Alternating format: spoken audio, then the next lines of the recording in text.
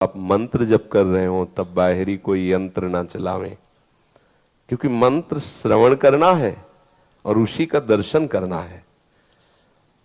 हमारा उद्देश्य समय की पूर्ति करना नहीं, हमारा उद्देश्य भगवदानंद में डूबना।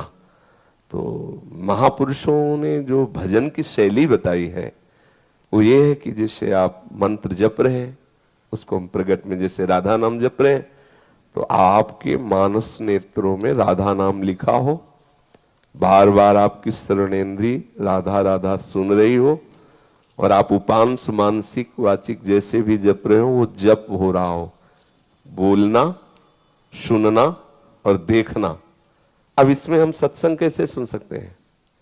सत्संग में नाम जप करें, लेकिन जब नियम वाला भजन हम करें, जो कुछ समय तो ऐसा होना चाहिए केवल भजन के लिए, उसमें ये बाहरी बातें न लावें कि सत्संग है या हम कीर्तन लगा दिया फिर नहीं।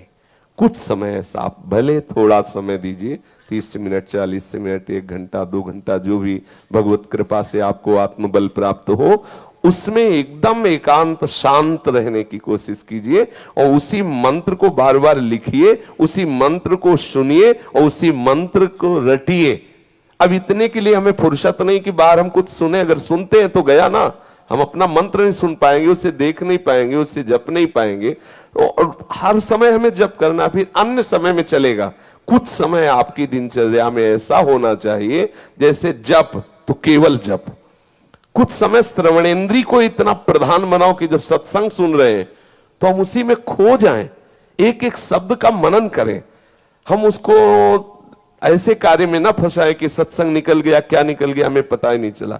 अगर हम मन को श्रवणेंद्री से युक्त करके सत्संग सुन रहे तो फिर सुन रहे हैं उसकी सार बात पर। श्रोता सोई परम सुजान सुनत चित रति करे, एकदम जैसे चातक स्वाति की बूंद को चोंच पे लेता है, ऐसे सच्चा उपासक श्रवणेंद्री से शब्द को लेता है और मनन करके उसे अपने हृदय में छुपाता है, फिर उसके अनुसार वो आचरण करता है।